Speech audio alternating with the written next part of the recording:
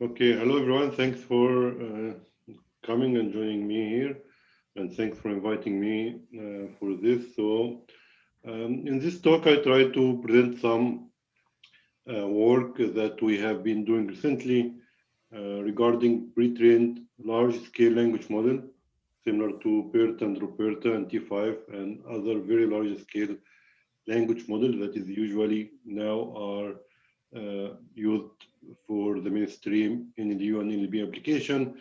And I will try to present some different, like little bit perspective than what you would see in most of the research papers.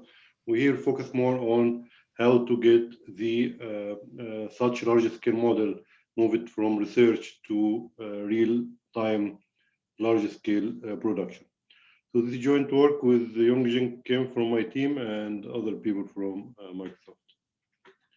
So we can like see that there's very like fast moving pattern of increasing the capacity of large scale language models in general. So starting from Elmo and first version of GPT and even BERT, it was like few million, couple of 100 million parameters, and that is at that scale. It is larger scale models, giving what we used to see. And for example, encoder-decoder transformer model that is used originally in the original transformer paper for machine translation was like the largest one was like around 400 million parameter. So now we see another wave starting especially from last year, and it is booming actually in 2020. First, this slide may be a little bit outdated. I didn't update it last month, but the largest model, GPT-3, is 175 billion parameter. But just a couple of weeks ago, we have 600 billion parameters models, and we have 1 trillion parameter model. So it is getting bigger and bigger. And this race to bigger models, sometimes you can see maybe it is justified because we can train larger model, why not? Sometimes you see it is not justifiable because it's huge models. Why are doing such large scale models? Are they really useful or not? So as we can see from large scale benchmarks for NLU, we can see it is moving beyond even human level annotations, not human level performance, but I say that what human annotation can do for a lot of those tasks for sentence similarity, question answering, and many of the natural language understanding. And given that we are getting better and larger model, we keep even performing human performance on such large scale tasks. Then comes superglue, which is harder. And superglue, just like this year, or maybe 2 weeks ago, or 3 weeks at most, to have two systems, one from Google Brain, one from Microsoft. Both are beating the human level baseline. And both models are 15 billion parameter, at most 1.5 billion parameter for that deferred Microsoft model. So it's getting larger, but it's getting better at the same time. So we can like see that they are useful and they are really tackling a lot of the tasks that used to be very challenging for a lot of NLU application in general. So the questions we have here: are we able really to utilize such models in real life systems? So that is small comparison of what you would get parameter wise and number of flops that needed to inference BERT model. BERT base is considered like 12 layer, 768 hidden size. By the current model size, it's a small model actually. It's just 200 million parameters, so it's considered a small model. But you can see compared to logistic regression, even compared to LSTM, it is huge difference. There are like 3% only of those parameters you can get an LSTM model, with BERT getting you or needs like 40 more X flops to operate. not to mention simpler CNN, or not to mention like logistic regression, when for PERT you need 4,000 more operation to perform there. So there is a compromise between better performance, better accuracy versus computation. So in that talk here, in this talk, we try to see, can we get some balance by trying to have better inference story, better runtime story for such large scale model while preserving the great gain that we have seen so far.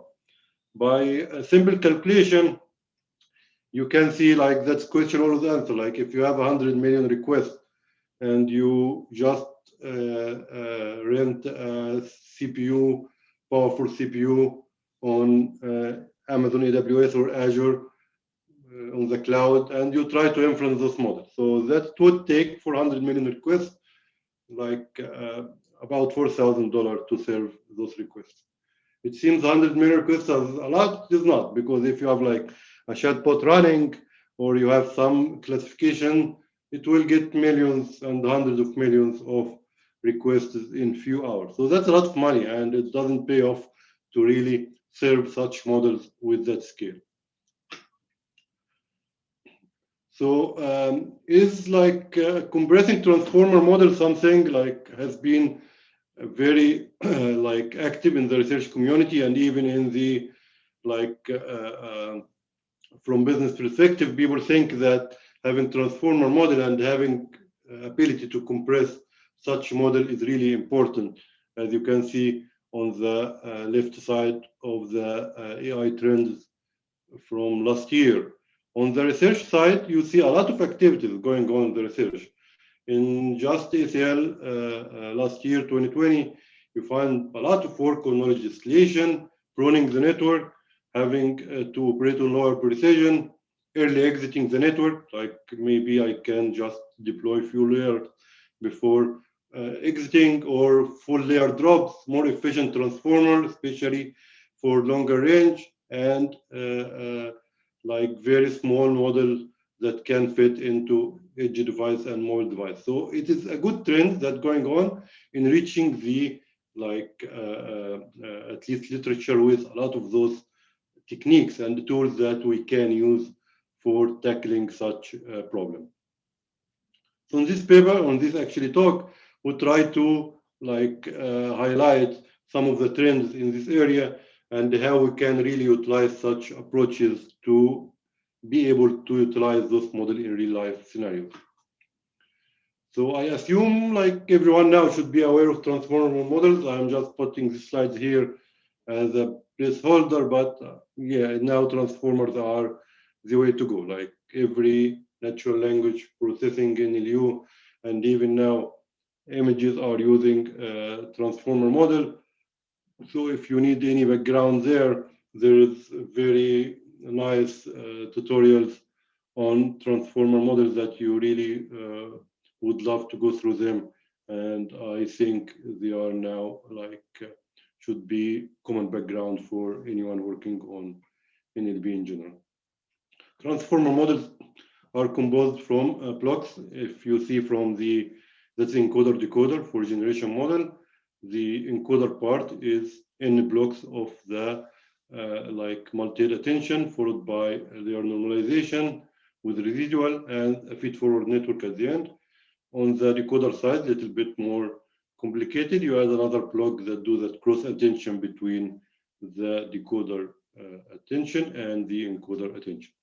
As simple as it gets, it is really powerful architectures and really can help on a lot of the problems that we have been trying to tackle for years.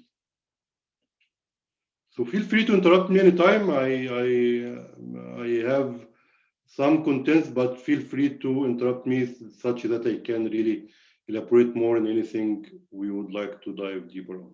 Okay? Yeah, Hany, just a note on process. What we typically do is every, let's say 20 or 30 minutes, if you come to a natural stopping point, just stop and ask if there are any questions. Yeah, up to you, but yeah, but feel free to interrupt me anytime. Okay.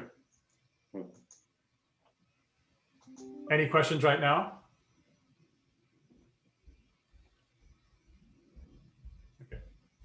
Okay, let's go ahead. So in that talk today, we'll introduce a library that we have been developing, which we call fast former, which actually runtime inference serving library that can enable serving such large scale models.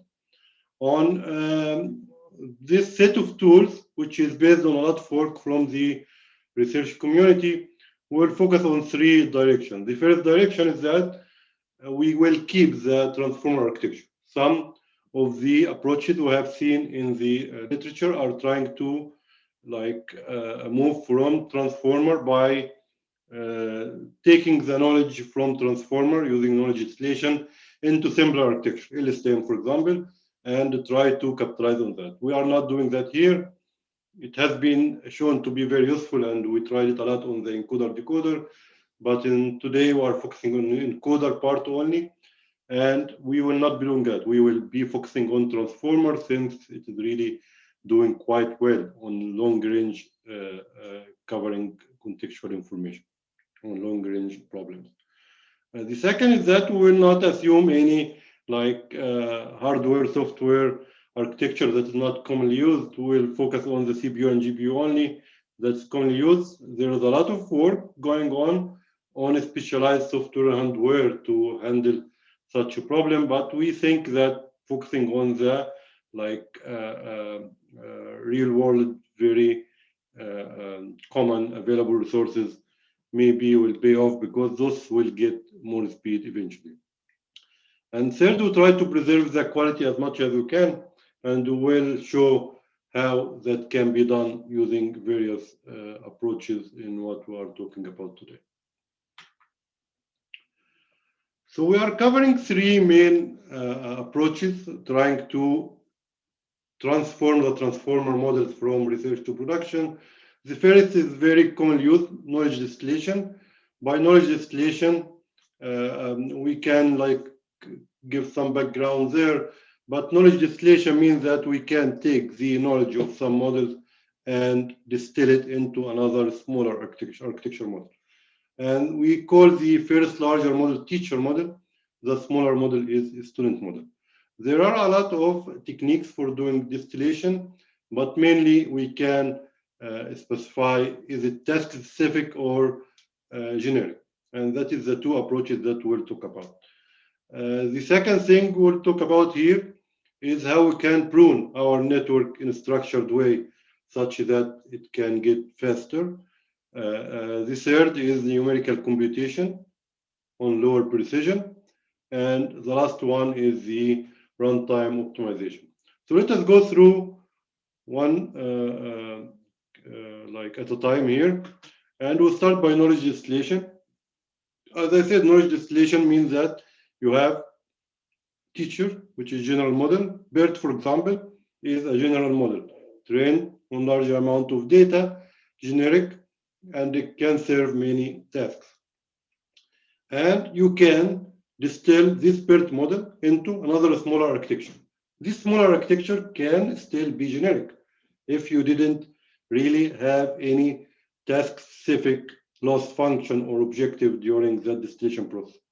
Okay, or it can be specific if you distill it towards particular task. And that is the two categories of knowledge distillation in general. The main goal of knowledge distillation is to end up with a smaller number of parameters, smaller architecture that can preserve as much as you can get from the original model. Let us look first at the task agnostic distillation, which is the generic distillation. On that diagram on the right hand side, we start with general teacher model, okay? And we use the same, most of the time we use the same loss function that used to train that model to do the distillation, ending up that we distill it into a smaller model. Then from that smaller model, we start applying fine-tuning techniques towards the particular task we have. That is a simple approach because you really have to do that distillation once from general teacher, general student, and end up with a smaller model. So that is the advantage of such approach. On the other side, you end up with a smaller architecture, smaller model capacity that might not be enough to learn all the characteristics of a particular given problem. So some problems, especially easier problems, like sentence level classification and the like, will be really okay with such generic approach. And you can find a lot of models already, domain generic distilled model, DistilPerta, DistilPerta, and TinyPert, that have been developed as a generic distilled model that you can use right out of the box, fine-tune your model on it, and just have a better, smaller model to start with. On the other hand, you have the task distillation, little bit more complicated, but it really pays off. You start from the same as the general teacher, distill it using the same. For example, you train it with masking language model, you distill it using masked language model as well, and you end up with having a general student there. On the other path, on that left figure on the left, you start fine-tuning the general model, not the student model. Here you have large capacity, and still your model is very, very large, and you can learn a lot of problems. Then you fine-tune that. You have fine-tuned teacher. For example, you're doing named entity classification. You fine-tune the general BERT to the named entity task. Then you have a very big model for named entity recognition. Then you start from that specific model, start the distillation process. It has been found like very important to initialize that fine-tuned student from another general distilled student. That is the arc here on number 3, initialization. Without that, it really doesn't work well because you have a smaller capacity and you don't have enough data for the task to really distill the whole knowledge of the model. So I have a question. Sure. How are you going to preserve like the accuracy like around 2% if you're reducing like the number of layers by like 6? Yeah, I'll show you in the result how you can control such parameters, because at the end you have a number of layers to play with, number of heads, and you have a number of other parameters that you can play with to make sure that your models are preserving some of them. If you have a budget on the inference, like you really try to serve that on a edge device, and you don't have a lot of capacity, then you will go lower than the 2%. But at least the goal is to preserve 10% if you are able to serve it on CPU also. So we'll come into those like at least tweaks and knobs that control the accuracy versus the speed later on. Good question. Any questions so far? Okay, so let us go first. Okay, so if we look here, like that is at least looking at different distillation configuration on superglue task. Superglue is one of the very important and like considered hard task with many different tasks here, from sentence similarity to question answering to other questions, other tasks. So you can see simply starting from PERT, and PERT reference here was like baseline that provided on a workshop on, I think, NLP 2020. So that is the reference implementation. With further fine-tuning and a little bit better tuning and more training, you can get quite a better teacher model here. And from the teacher, you start having the first student, which is 6 layer 768. And we follow here that task specific, which is the distillation methodology on the left-hand side, task specific distillation, by doing those 2 steps for distilling. So that is what's reported here. And you can see actually from going 12 layer to 6 layer and keeping everything else the same, most of the time you are not losing any quality. Actually, sometimes it gets increased. Why it get increased? Like for BullQ and CPE, both are, and Kuba, the three of them are better than the baseline, which is 12 layer. That's very good observations to see that during distillation, actually, you are focusing the model on the task. And especially if you have enough, like 6 layers or so, it's still very powerful deep model.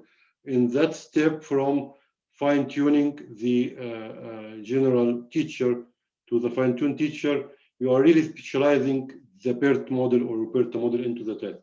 Then while doing the distillation, you are really reducing a lot of the noise on the system and like enabling the system to focus on the more common distribution there.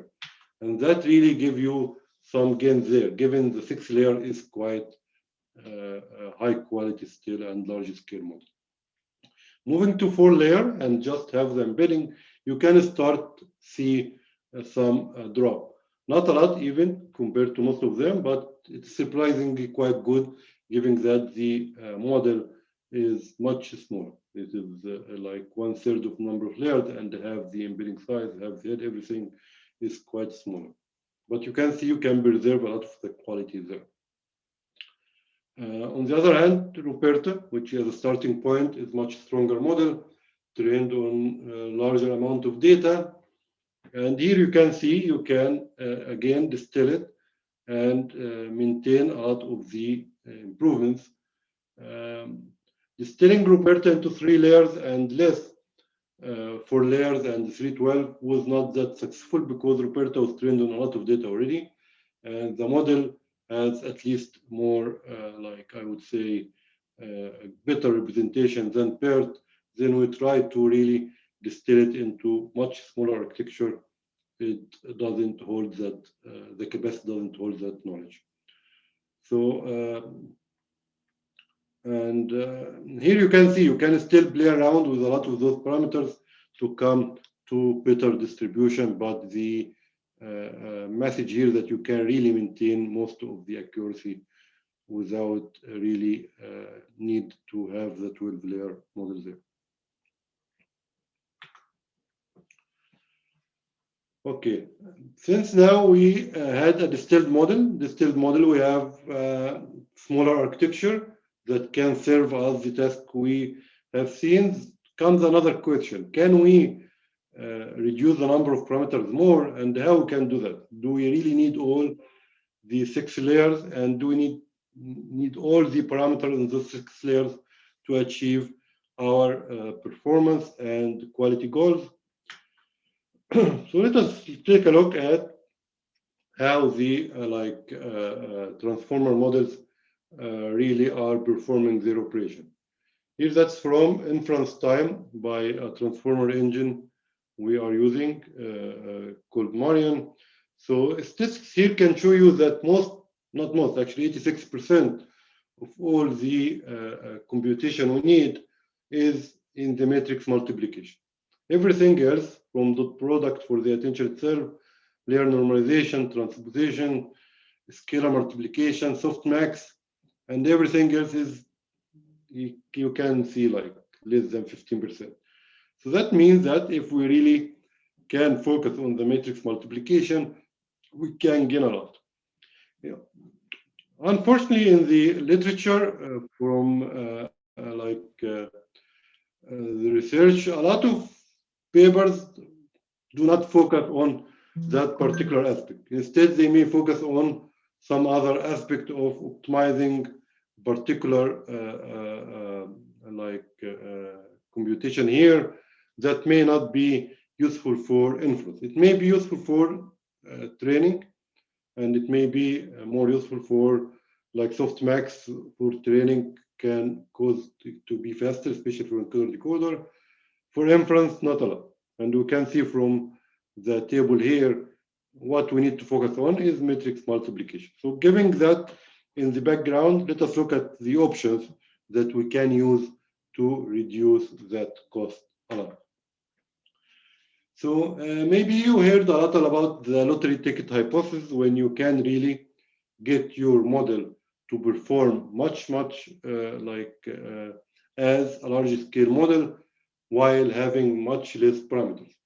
And that very good paper, like 2-3 years ago, maybe longer than that, which is called the Rotary ticket hypothesis. There, a lot of approaches have been introduced based on that Rotary ticket hypothesis. And here, what is the main assumption is that maybe some of the parameters are not needed, and if you can know which parameter you really don't need, then you end up with a smaller amount of parameters.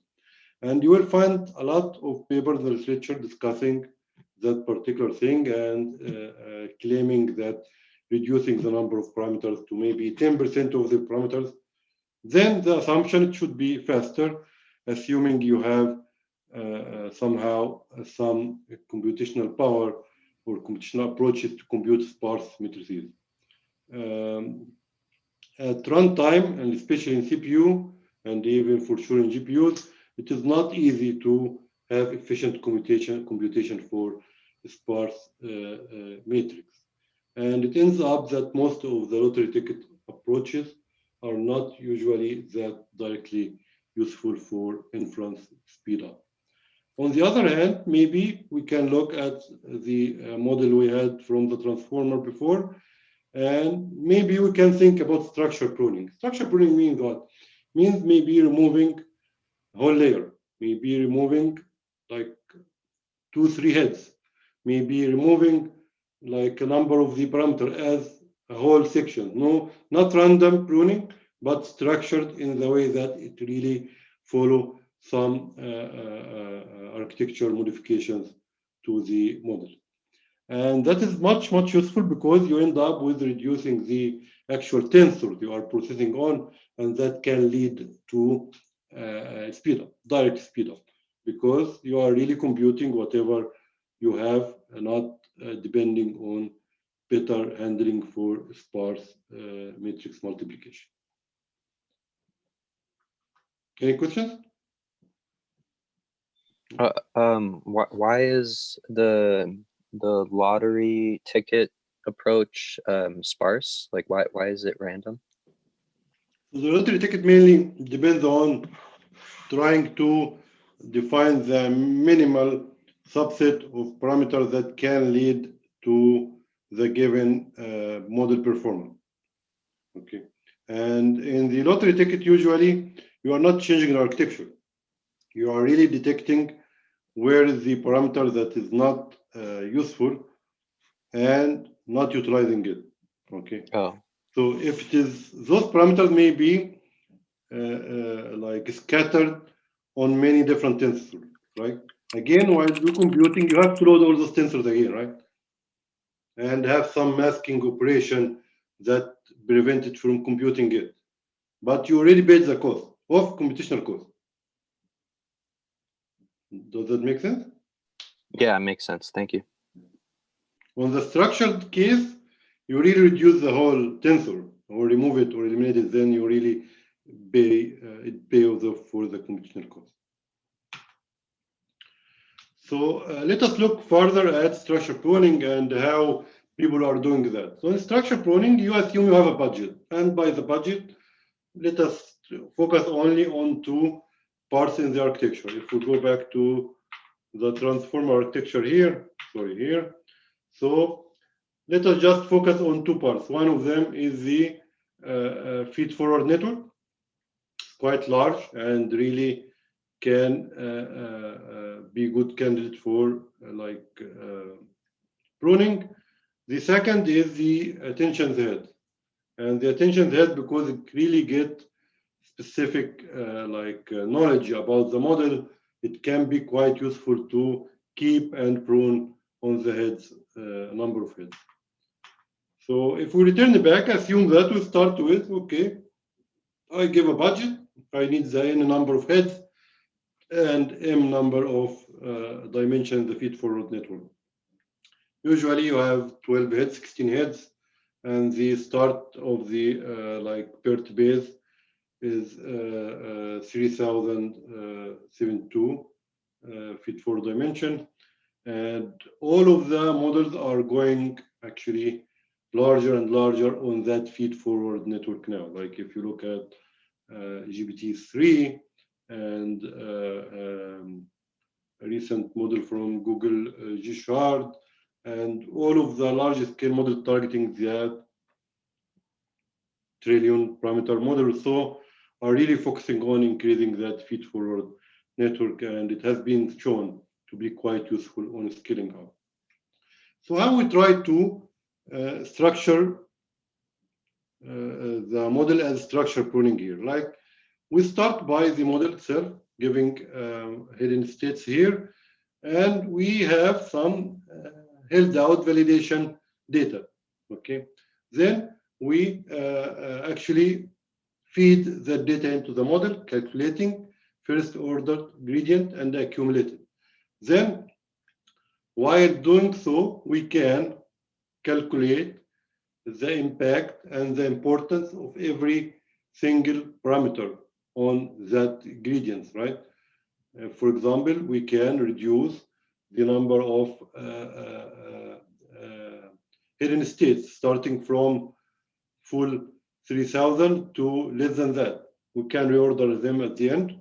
It doesn't matter, but at the end, you can really reduce whole set of parameters based on such computation, based on the importance.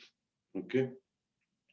So that is the first approach. Ending up, you prune it and you end up with a smaller matrix to operate on. Same with the heads. We can start by having importance for every single head and then reduce the number of the heads going forward. There's a very nice paper, DynaPert or Dynamic Pert, that really explore this approach, adaptive widths and depths, and keep exploring how by changing the depth and width of the models, you can maintain the quality while reducing the parameter. Again, this is task specific. In other terms, you will not be able to do that in generic model, because if you did so, the model will really lose its capacity and not be quite good as a generic model. So all that should be done after distillation and after having a distilled model for that specific task. That is why we started with distillation, ended up with a model that serves the task, after that structure pruning, and so far we'll see those two techniques, and we'll see after that what we apply later on.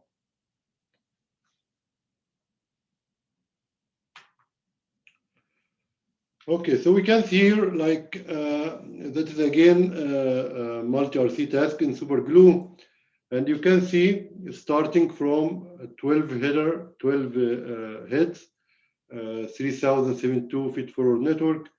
That is the validation accuracy you are seeing, and you can see on the x-axis that is the percentage of the number of computation, and by reducing that a lot from 42 something or almost 43 to going up to 41 something, by really reducing the model a lot, even reducing the model to 6 head and feed-forward network 768, giving you the best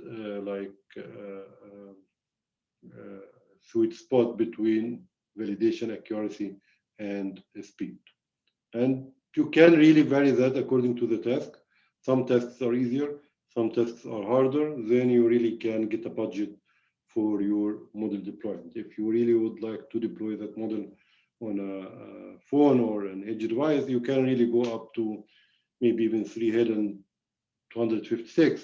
You will not really lose a lot. You will lose something, but not a lot. In real scenarios, it may not be that even effective to serve as a large scale model, but you will not notice the difference between the 42.5 or 42.8 and the 41 on such scale.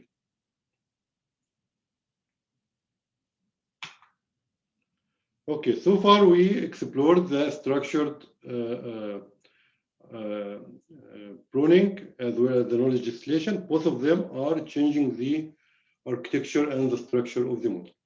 Now we end up with smaller model from distillation, we end up with much smaller model from pruning that ended up that actually at least using the minimal amount of parameter needed. After that, we focus on two areas. Both of them are numerical optimization on how we will make those computation more efficient. The first one is, do we really need the 32-bit floating point operation? Definitely, even for CPU, the answer is definitely no. Just by 8-bit quantization, 8-bit computation, you can get most of the improvements. And for GPU, current GPUs, you can have 16 point. And this particular area has a lot of development coming soon, both for CPU and GPU, that can enable much lower than 8-bit quantization, like even 4-bit and 2-bit, and that is for runtime. So I think this area will be a major force in getting better numerical optimization going forward. So let us take a look at how numerical optimization is really working and how does it benefit such models, okay? So if we focus on any, as we said, all what we are doing is real matrix multiplication. There is more details here than we have time to go through, but in short, that you have to scalar operation on matrices, and those tensors can be 32-bit floating point, can be 16-bit integers or 8-bit quantization.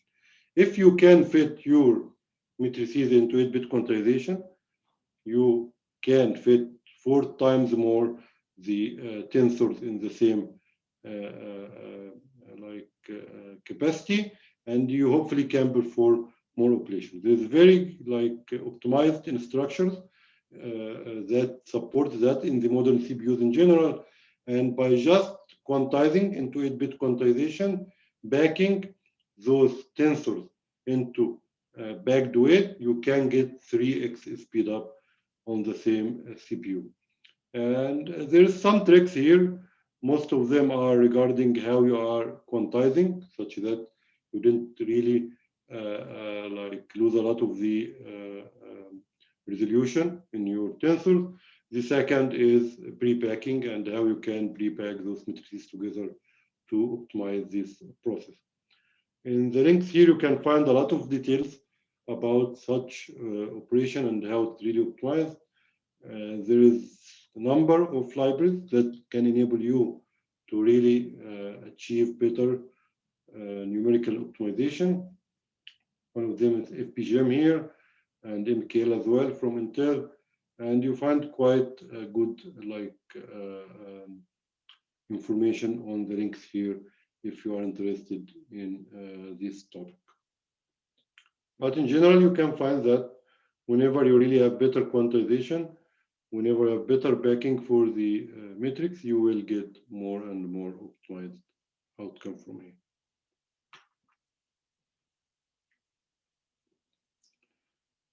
This slide mainly saying that, or by the new architectures or the new capabilities of the AVX2 and AVX512 CPUs, you can really get better improvement. And it is utilizing what's called vector neural net instructions, which is in Cascade Lake, one of the more modern CPUs. And you can see here that you can really get up to 4x speed up by optimizing how you are quantizing into 8 bits and how you are effectively converting between 32-bit and 8 bits and maintaining the resolution of that.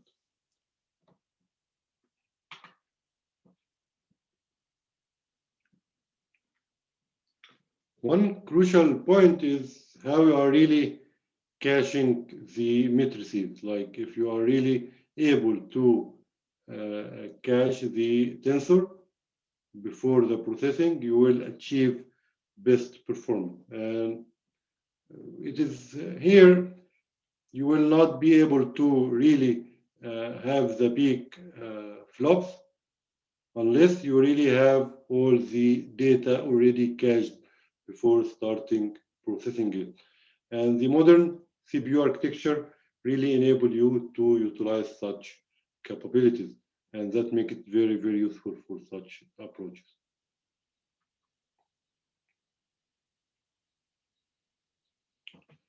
Yeah, you can see here some numbers, actual numbers on how you can get like better throughput, like compared to the, for example, first VX512. That is, those numbers are machines on Azure, so it is configuration for machine. I'm not sure if you are interested in getting deeper into that, but in general, what you can see here with better utilization of the AVX512 instruction, you can get much, much better throughput. And that's what enables you to really get optimized cost compared to whatever you see in the baseline.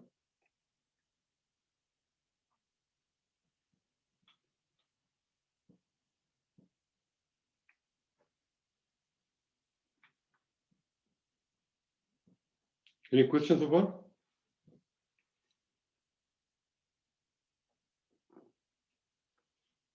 Okay.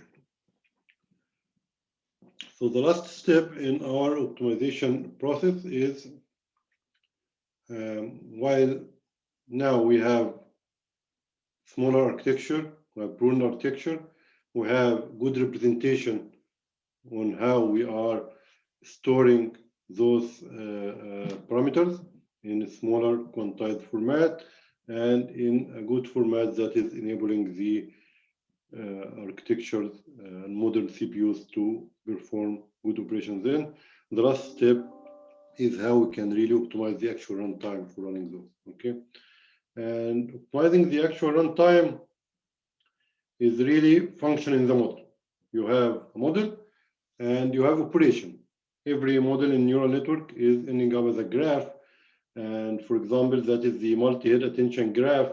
And if you are able to visualize this model and know where is the redundancy are there, and if there is anything that can be done in parallel, then you can change that graph from being sequential, like you see here in the feed-forward layer, to make it parallel, because maybe you have enough capacity to process those in parallel. It's changing the graph, computation graph here, to be parallel will potentially increase your parallel and will really get better like parallelization and better utilization on what you are doing. And for sure, Onyx Runtime is a very good platform for doing that. And it has a lot of optimization that you can currently utilize to make sure that you have better graph. But by a few careful optimization for that graph, you can really gain a lot there. So putting everything together here, okay. Let us see, for example, in the GPU. When GPU inference, you can see that you can move from batch size 1 to very large batch size. Usually, batch size is very usual to be used in training.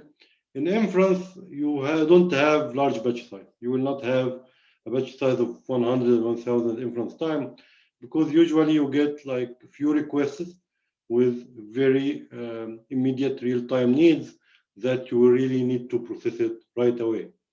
Then maybe a batch size of 1 or 10 is more reasonable most of the time. That's what makes the GPU in general less appealing for inference time.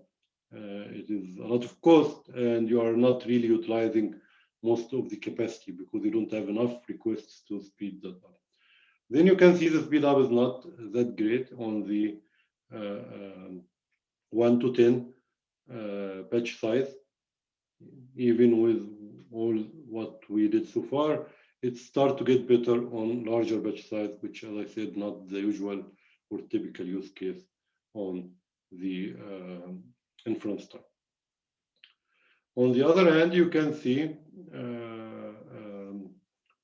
can see here on CPU, you can have multiple threads, like you can have different threads that is really on cheaper CPUs processing all those together.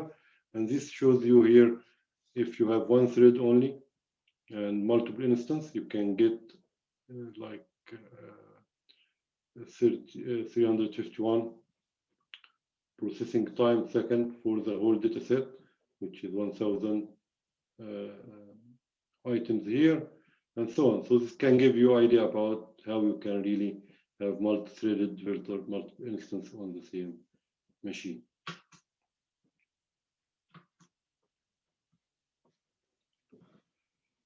Okay, some other consideration we can think of for further optimization is, can we make it like reduce the linear, reduce the complexity of the attention mechanism. So most of the computation on the matrix multiplication coming from this n square by d multiplication, which is coming from, those are the multiplication of the query and the key. That is the dot product of the attention that happens everywhere between the different heads. And you can see that really consumes a lot. So what if we can, we reduce it actually, but what if we can make it linear? Make it linear means that instead of calculating it as a dot product, calculating it in more like approximate approach. That's something that we can consider as well, which a lot of people now, including linear transformers, and couple of other techniques are depending on hashing. Instead of having full dot product, it can be approximate there. Anyway, so let us look at the result, putting all things together and see how much you are gaining there.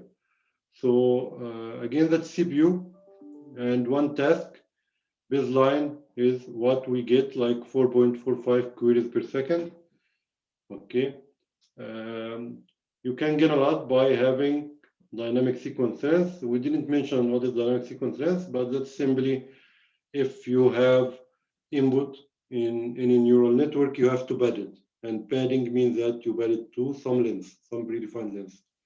Usually people pads to predefined length of maybe 512, 256 to make sure that everything has the same length compared to what the size of the trained model, padding of the trained model. If you just enable dynamic sequence length instead of static one, and this dynamic can vary depending on the number of items in the batch you are processing, you can gain a lot, like from 3 to 4x improvement here. Knowledge distillation, almost 10x improvement by just doing knowledge distillation. And then you can see 2x more with 8-bit quantization and the graph optimization. Okay. And you can see by having multi-instance, not multi-threading, you gain like almost 2x more. And structure pruning 1.5x over here, all that can keep accumulating. And structure pruning to 8-head 600 dimension can really get you the best performance of over 1,000 queries per second instead of 4.4 queries per second. So you can see how much you can really save. And on the same exact machine, same exact CPU, you can move from 4.45 query per second to over 1,000 query per second. Okay.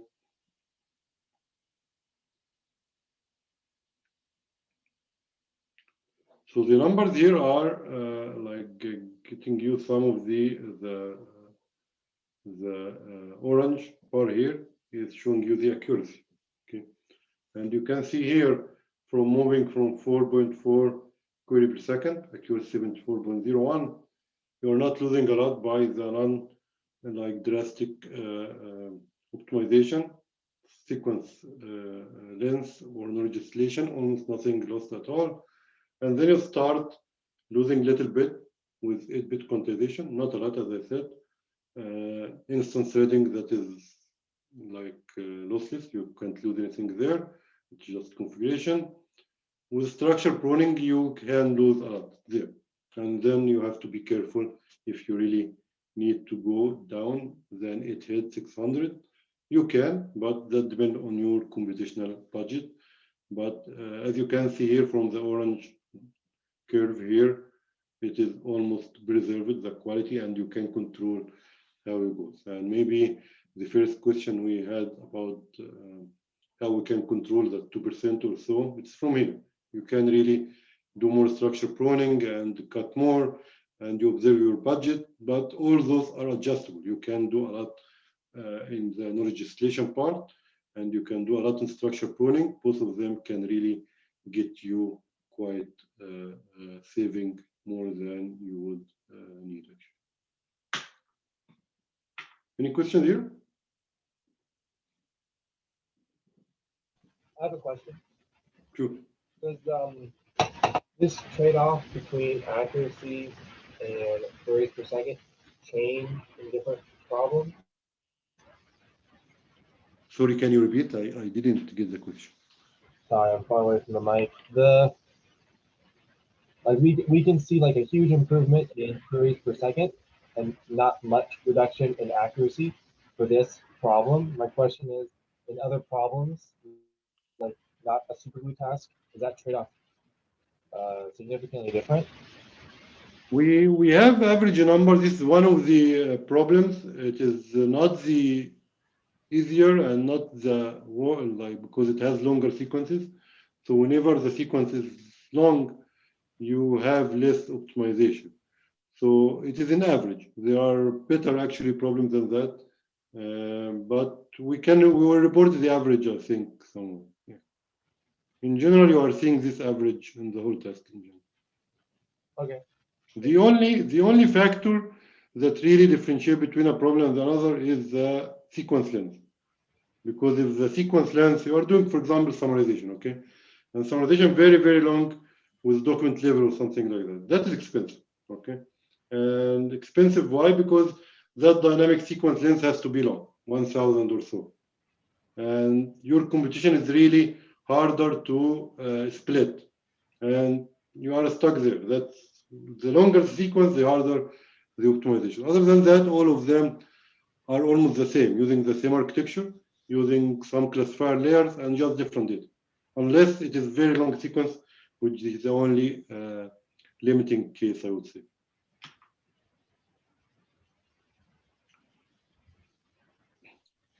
So here, that is actually again, some computation on actual real life scenario. It is the same number that presented there, but that is more on cumulative speed up. And you can see we move from 700 seconds to perform the whole inference on the 1,000 example set to just 5.68 seconds, and with about 130x improvement without structure pruning, because as I said, structure pruning is the tool. This is a sharp knife you have. You can cut a lot and you can cut less. So you have to be careful what you are doing there. With structure pruning, you can get like up to 133. But if you look at the far end of the table, that is how you would pay between, if you would like to inference that model, ranging from 4,000 bucks to just 18, if you really carefully optimizing your models. The good thing is that in such recipes, there is no black magic. All of them are few knobs to tweaks. All of them are really quite well tested on a number of tasks. And I think it can be useful for many, many other techniques. And Hany, a quick question on the previous two slides. Yeah, so the speed ups are amazing. I'm wondering though, with the loss in accuracy, how does it, like for certain tasks, it might be possible to also do them with, let's say, a simpler method like logistic regression. Correct. do you see a risk that you kind of, you know, through this optimization process that you, while you are getting it faster, do you see the risk of the accuracy approaching that of a simpler method, which, you know, which may have been performing worse than the big model, but may, you know, could it be performing, you know, closer with the optimized model? Correct. That's very, very important. Good question. And actually, when we start looking at such models and are we able to serve it or not, that is the first question that we have. Like some of the teams that are working on with them in at Microsoft, they have already CRF models doing quite well on that particular task. Okay, and you can imagine, okay, CRF models, logistic regression models are very fast, doing quite well. Plus, it has a lot of feature engineering that people accumulated over years. So the model are really giving good quality. Then, when we start trying PERT and Ruperta-like models and see how much gains we have even without any feature engineering, it's remarkable. Like in a lot of the scenarios, like you are talking about from 15 to 20 F1 percentage improvement, especially if you have harder tasks. And you know that for sure. With feature engineering, you can close the gap a lot. Whenever you don't have feature engineering, it is really far away from getting there. Then the improvement is really significant, and there is improvement. But the second question, we can't ship that. It's very expensive. Why? Let us talk from like industry point of view. To serve such model, you need someone to sign a check for you, right? And this check is the inference cost that it will be paid on daily basis, which is can accumulate to a lot of money, right? If it is not shippable in reasonable cost compared to the original model, and in comparison to the gain of the quality you are gaining, it is not useful. That is why I think if you look at the baseline here, 4 query per second, that is not useful, even if it's getting you 10 to 20 points or percent more. Once you start looking at 200x improvement that can match the current more conventional approach, here you get gain and you get really optimized architecture or very optimized inference time. And at that only time, it can be balanced. But you are correct. If you are starting from that baseline, it is not shareable and it will not pay off. On the other hand, you really gain a lot from those pre-trained models. Okay. So then what you're saying then is the real comparison is to, you're saying you optimize it to a point where the speed is similar to what you already have, and then you look at the accuracy. Is that another way to say it? Starting from accuracy, the accuracy is quite better. But the price is huge. Yeah. If you are not able to reduce the price, that is very bad. It can't look at GPT-3 now, okay? It's still 175 billion parameter. How many people can ship that in inference? Almost zero, right? You have to have for loading the model, you have to have 10 GPUs or so just loaded, right? So it's a lot of cost. Would it pay off? Most of the time, no, unless you have some technique to really optimize that inference time to be useful. Mm-hmm. I thought, Hany, you were trying to make an additional point, which is that with models like logistic regression or CRFs, when you have a massive amount of pre-training data outside of the supervised tasks that you're setting up, the neural models are able to take advantage of that massive amount of data more effectively than something like CRFs. Yeah, that's a very good point, Awadalla. Especially for a lot of the tasks, you really end up with hundreds of examples only, right? And if we see one wave of research that is really getting good traction now, is few-shot learning, okay? few shots really means like 10 examples or so. And by 10 examples, you can really get something working up and running. It needs some like better techniques for adapting, like for example, adapter network, when you just not adapt or fine tune the whole network parameter, but you fine tune few layers that you inject arbitrary some where in the architecture, and just fine tune those few thousand parameters. And by 10 to 100 example, you can get a model working fine for a very hard task. That is not possible with CRF alike, right?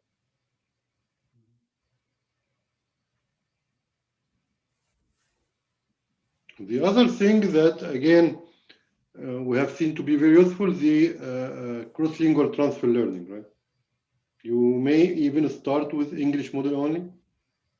You have some data in English, and then you start developing on some of the multilingual model like Turing model or XLM Roberta or other models that turn 100 language. And out of the box, you have a system that can be used for 100 other language other than your training data, which is quite attractive actually.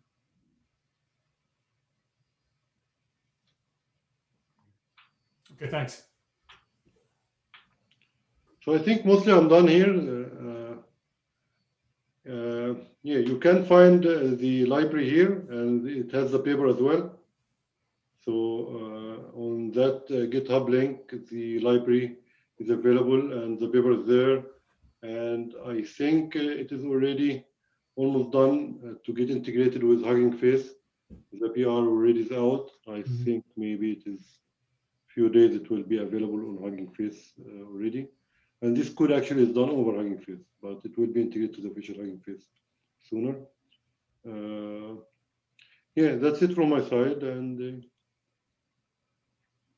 thanks. Okay, thank you for this. Thank you for the talk. So let's maybe open it up for general discussion. Are there any further questions?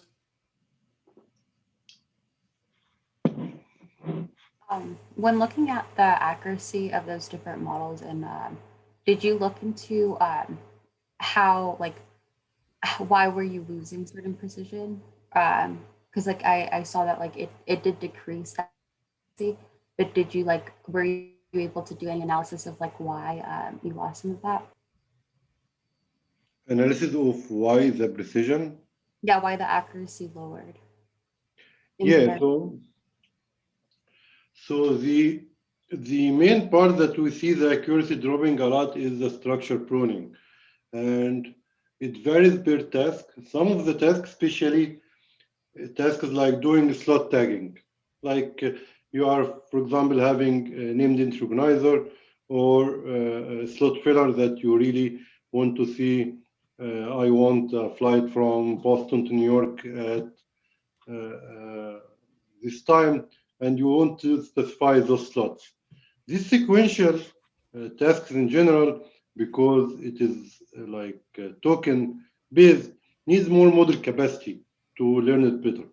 On the other hand, if you have like intent classifier or sentiment analysis, you have one full sentence and you end up with having a tag for the whole sentence. Maybe that tag is just intent or just positive or negative or whatever the sentiment you would like to attach to it. The sentence level tasks are quite easy, and with a smaller model capacity, it is okay. It will not lose a lot. Even if you keep pruning, you are okay. The model has enough capacity to really, I would say most of those models can learn quite easily to spot 2-3 words that really correlate quite well with the intent you are predicting. This task is easy. On the other hand, the slot filling task that I mentioned earlier is hard. You need more model capacity. And question answering tasks are much harder as well because you have a span of words that answer the question. So it needs longer context, longer sequence to learn, and need more model capacity. If you start doing the structure pruning, reducing the number of heads, which can learn what exactly to look at, which can learn what exactly to do, you will hit the performance a lot. That is why we even reported the structure pruning separately because it can have quite bad effect. We reduce it a lot, and every time we keep reducing it, it gets lower. You can still have a budget on your computation capacity against the quality, such that you're able to ship it on a phone or so. But at the end, that is a decision to be made by the model designer or builders. Got it. So it seems like it performed worse on tasks that needs like extra additional like content. It needs extra model capacity to learn the Got it. characteristic of this task. Okay, thank you.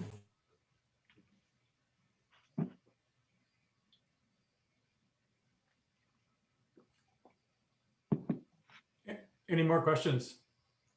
Actually, I have one if nobody has one. It's more of a general question about the models that you had presented in the beginning of the talk about how the parameters were kind of growing larger and larger.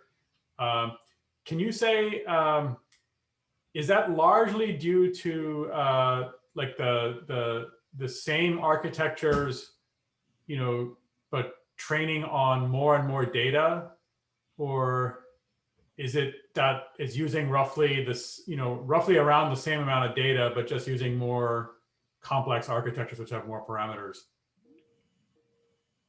So I would say the architecture is the same, right? We haven't seen the architecture changing a lot. Transformer architecture almost the same for a while. There is a good trend now of getting the feed-forward network wider and wider because it became the most useful one to really scale up. And whenever you scale it up, you really get back some return.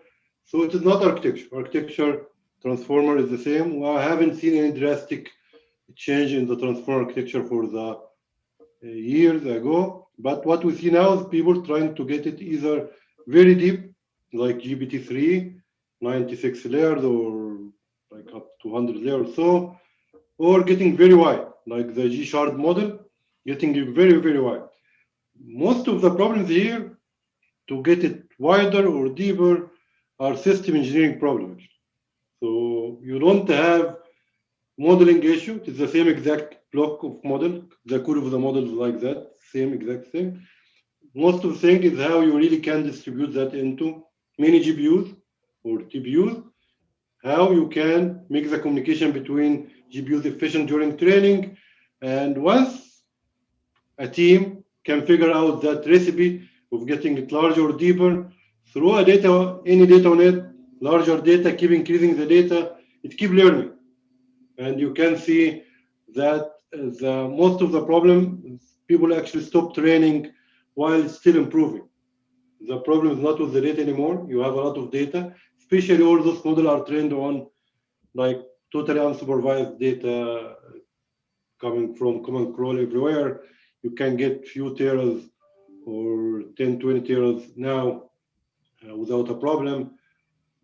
The problem is system engineering, how you can really scale up the system to train such models. Okay. Because most of them are already training on I think a lot of them train on like a big snapshot of the web, right? And then the books corpus, right? So I'm wondering like where they're getting, if they are training on bigger and bigger data sets, where they are getting those data sets from. Like you can see, like at least for common crawl, the common crawl corpus now, Ruperta and the English Ruperta is trained on 160 gigs of those, which by now it's considered small. It's not that large, okay? You can get few teras from common crawl as well, which is available. For the multilingual scenarios, you can get like 8 tera of multilingual, 100 languages there. So the data is not a problem. The problem is that can you really scale up the model? And while doing the scaling up of the model, can you maintain the stability of the training? Because usually deeper, larger model beyond one like billion parameter is harder to train, and tons of tricks to get it to remain stable, not diverging during training. And that is all system tricks and training engineering tricks to get it larger and larger. Okay. I hate to say so, but it seems to this way of getting larger and larger will continue. It is not. Okay.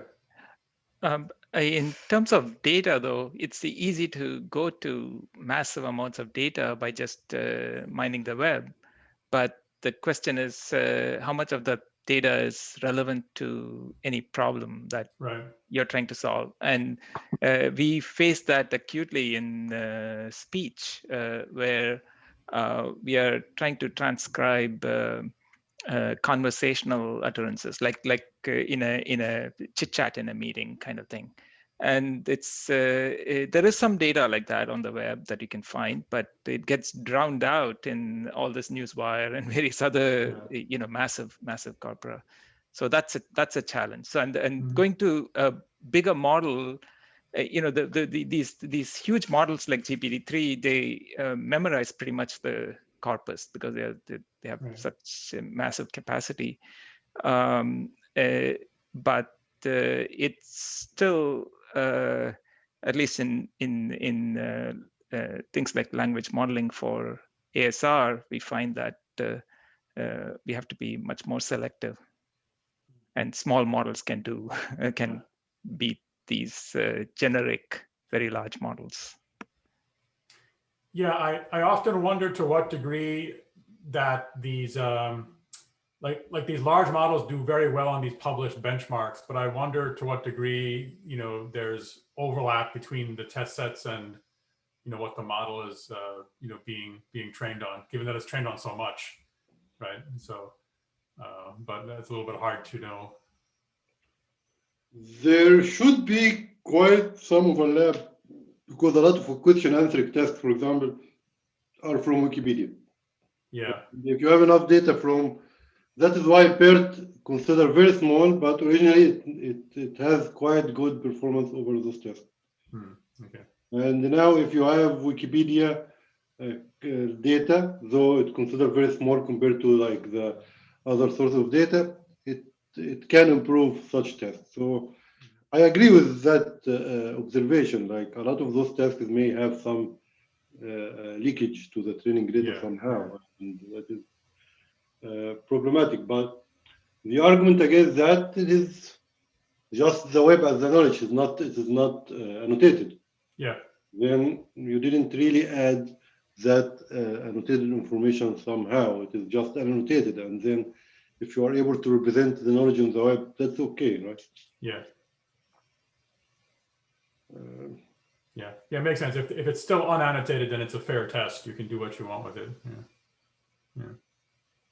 But the style and the domain really matters and can make a difference. Okay. Some direction that people are doing now, which you continue training the model on your domain. For example, you are focusing on medical data somehow, and all those the PERT model doesn't have much medical information. So before starting fine-tuning to the medical task, chatbot or question answering or whatever, why not just take unannotated medical data and continue training the Ruperta or PERT on MLM, masked language short task, as it has been originally trained, and then can help the model to shift the domain to your specific needs. Yeah. Okay. Any other questions for the speaker from the rest of the class?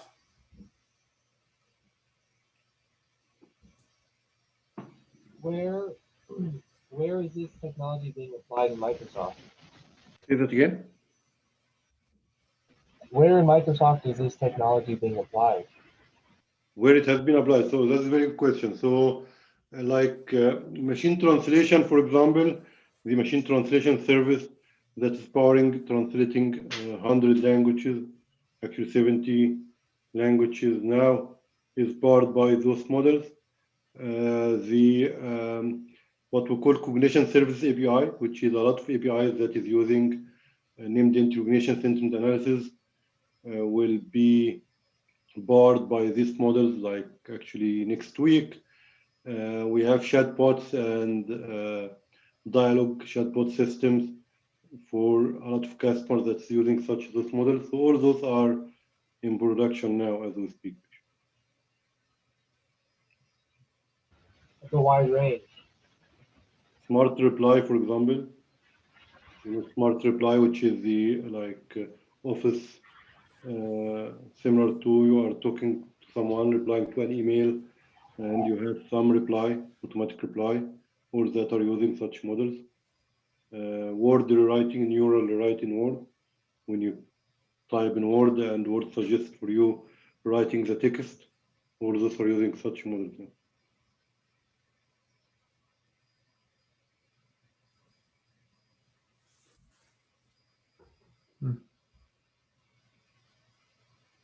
Okay. So when you Go ahead. say you're deploying these in the next week, that it seems like the goal of these is performance gains and not accuracy gains. Is that correct? Sorry, can you repeat that again? The main goal of this technology, fast formers, is performance gains and not accuracy gains, correct? The main goal of using transformer models is actually accuracy. We're getting more accuracy by using transformers, but what we described today, that fast formers library, is performance gains over the baseline transformers. Does that answer your question? Yes. Yeah. Yeah, I mean, in terms of what, because those features are all like live now. So when you say you're deploying this, it's like it's being like what you have now is being replaced with this, and so this seems to be potentially not more accurate, but more quick. I'm wondering if that's accurate.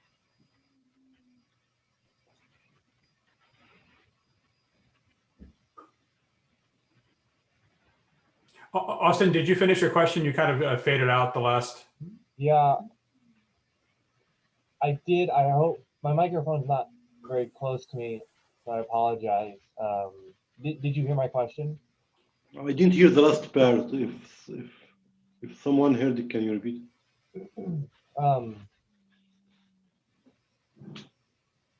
Well, if my understanding is correct, those features you described in which this has application are all live features now, and so they must have some technology that is implemented in them. And is this fast former technology a speed improvement or performance improvement for those, or maybe both? Yeah, fast formers is speed improvement for those, and a lot of those techniques are used in production right now. Okay. Okay. And it is public open source as well. So yeah, we open source it so anyone can use it. I mean, I can imagine it could also be an accuracy improvement over an older method, right? So if you have some older method, but I think the point is that like with a large transformer model, it's typically much better than a lot of the older methods that people have tried, but it's prohibitively expensive to run. So even just to think about running it, right? Like you need to optimize the speed, right? So but I would imagine that even after this is optimized, you still might be doing better than like a non-deep learning method. I would think. Yeah. We have a lot of like results, but because it is on internal test sets, we're not showing here, but it is really showing that you gain a lot by moving to transformer. A lot means like 20% improvement to 30% improvement, which is huge compared to production services. But as Edward said, the bottleneck is the performance runtime. And we're not losing a lot, as you can see here. If you have this careful optimization, then that's something to share.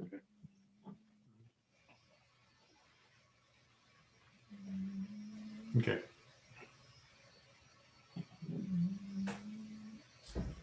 Okay, good. Any more questions for the speaker from the rest of the class?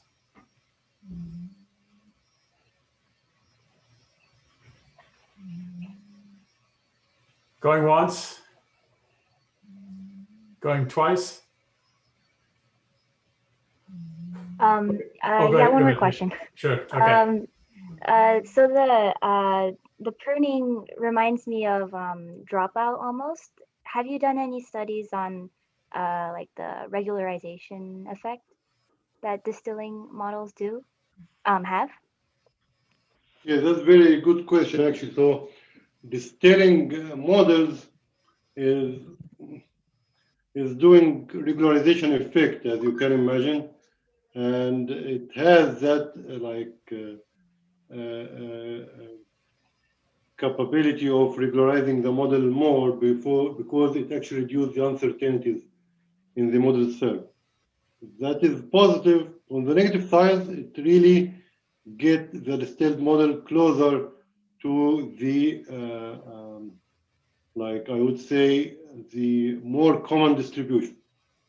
Okay, so it makes it sharper distribution. It reduces the entropy on the parameter itself. Then you really have more expected outcome from the model.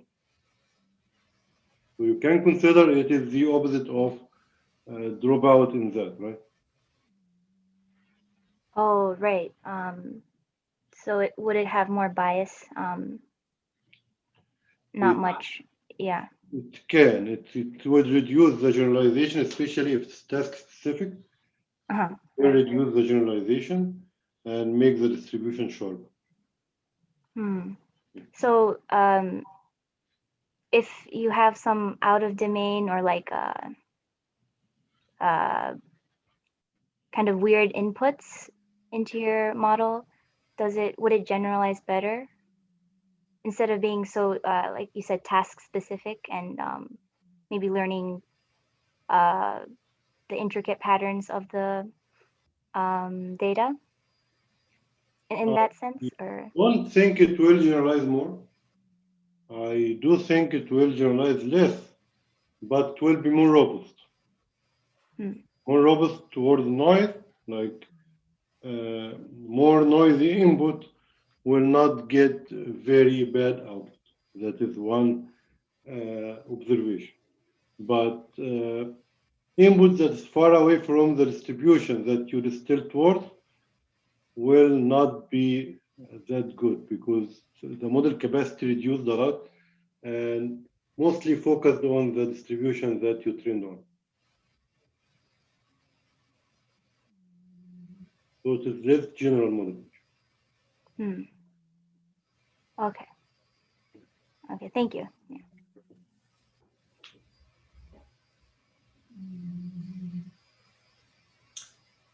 Any more questions? Going once? Going twice? Okay, if not, let's thank the speakers, both Hany and also Partha for contributing to the talk. So thank you very much for coming and speaking in our seminar. It was a great talk. Thank you.